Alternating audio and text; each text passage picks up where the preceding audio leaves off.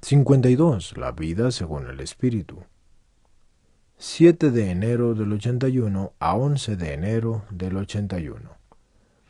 ¿Qué significa la afirmación de que la carne tiene tendencias contrarias a las del espíritu y el espíritu tendencias contrarias a las de la carne? Gálatas 5:17. Esta pregunta parece importante y más aún fundamental en el contexto de nuestras reflexiones sobre la pureza del corazón de la que habla el Evangelio. Sin embargo, el autor de la carta a los Gálatas abre ante nosotros a este respecto horizontes todavía más amplios. En esta contraposición de la carne al Espíritu, y nos referimos al Espíritu Santo, que es el Espíritu de Dios, y de la vida, según la carne, a la vida, según el Espíritu Santo, está contenida la teología paulina acerca de la justificación, y esto es la expresión de la fe en el realismo antropológico y ético de la redención realizada por Cristo, a la que Pablo en el contexto que ya conocemos la llama también la redención del cuerpo. Según la carta a los Romanos 8:23, la redención del cuerpo tiene también una dimensión cósmica que se refiere a toda la creación, pero en el centro de ella está el hombre, y el hombre constituido en la unidad personal del espíritu y del cuerpo, y precisamente en este hombre y en su corazón, y consiguientemente en todo su comportamiento, fructifica la redención de Cristo, gracias a esas fuerzas del Espíritu Santo que realizan la justificación, y esto es que hacen realmente que la justicia abunde en el hombre, como se inculca en el Sermón de la Montaña Mateo 5:20. Es decir, que abunden en la medida en que Dios mismo ha querido y que Él espera. Resulta significativo que Pablo, al hablar de las obras de la carne en Gálatas 5 del 11 al 21, menciona no solo la fornicación, la impureza, la lascivia, las embriagueces, las orgías y etc. Por lo tanto, todo lo que según un modo objetivo de entender reviste el carácter de los pecados carnales y del placer sexual ligado con la carne, sino que nombra también a otros pecados a los que no estaríamos inclinados a atribuir un carácter también carnal y sensual, como lo son por ejemplo la idolatría, la hechicería, los odios, las discordias, los celos, las iras, las rencillas, las disensiones, las divisiones, las envidias, etc. Esto está en Gálatas 5, del 20 al 21, y de acuerdo con nuestras categorías antropológicas y éticas, nos sentiríamos propensos más bien a llamar a todas las obras anunciadas aquí como pecados del espíritu humano, antes que pecados de la carne. No sin motivo, habremos podido entrever en ellas más bien los efectos de la concupiscencia de los ojos o de la soberbia de la vida, que no los efectos de la concupiscencia de la carne, y sin embargo Pablo las califica como las obras de la carne,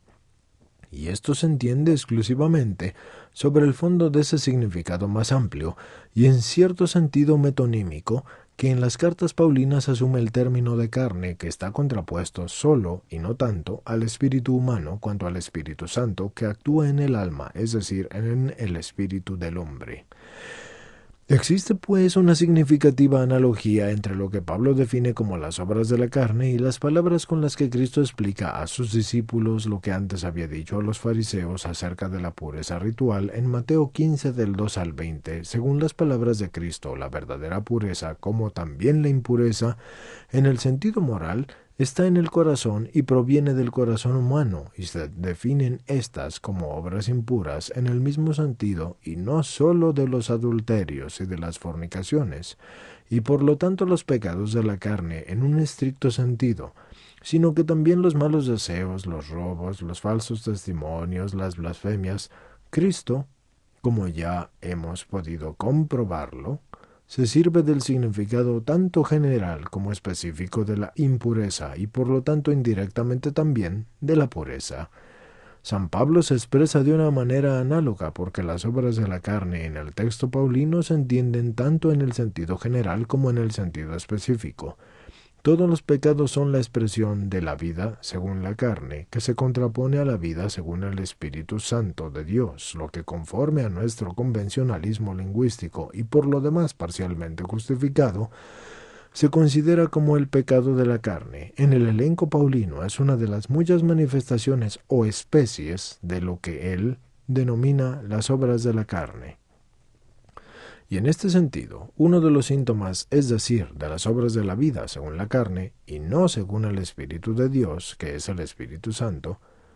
las palabras de Pablo a los romanos, así pues, que dice: hermanos, no somos deudores a la carne para vivir según la carne, puesto que si vivís según la carne, moriréis.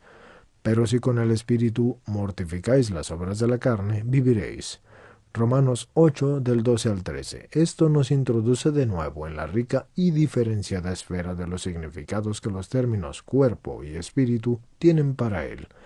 Sin embargo, el significado definitivo de ese enunciado es parenético y exhortativo, y por lo tanto es válido para el etos evangélico. Pablo, cuando habla de la necesidad de hacer morir a las obras del cuerpo con la ayuda del Espíritu, expresa precisamente aquello de lo que Cristo habló en el Sermón de la Montaña,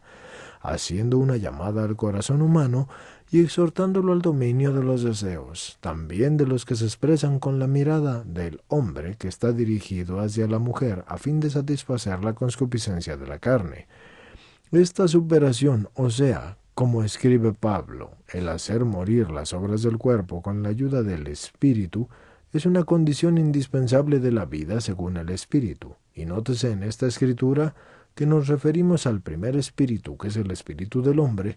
y al segundo espíritu con mayúscula, que se refiere al Espíritu Santo, y esto es de la vida, que es la antítesis de la muerte, de las que se habla en el mismo contexto. La vida según la carne, en efecto, tiene como fruto la muerte, y es decir, que lleva consigo como efecto la muerte del Espíritu Santo.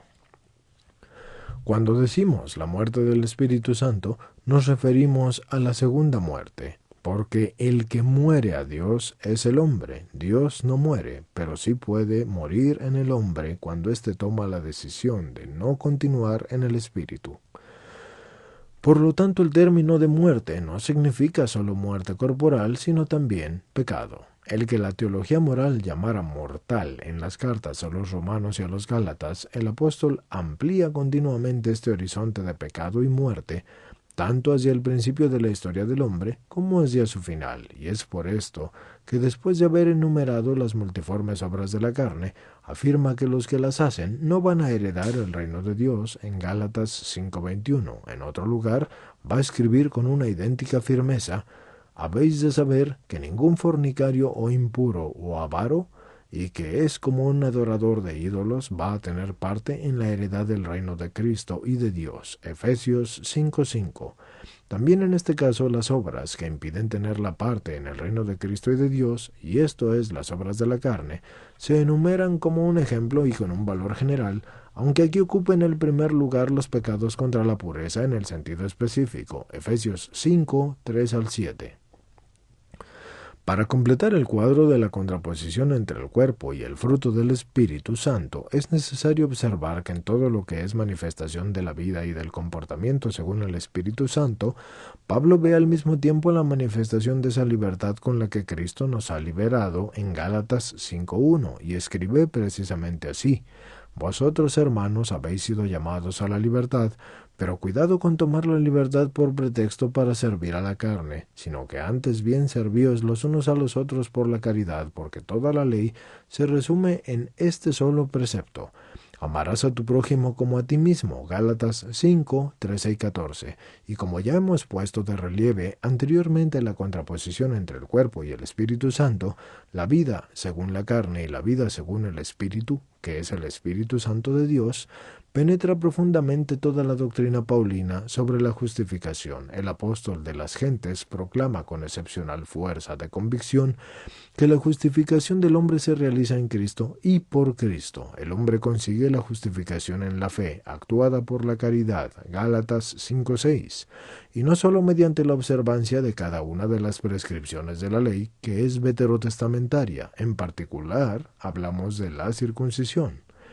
La justificación, pues, viene solo del Espíritu Santo, es decir, de Dios, y no de la carne, y es por esto que exhorta a los destinatarios de su carta a liberarse de la errónea concepción carnal de la justificación para seguir la verdadera, que esto es la espiritual. En este sentido, los exhorta a considerarse libres de la ley y aún más a ser libres con la libertad por la cual Cristo nos ha hecho libres. Así pues, siguiendo el pensamiento del apóstol, nos conviene considerar y sobre todo realizar la pureza evangélica, es decir, la pureza del corazón según la medida de esa libertad con la que Cristo nos ha hecho libres.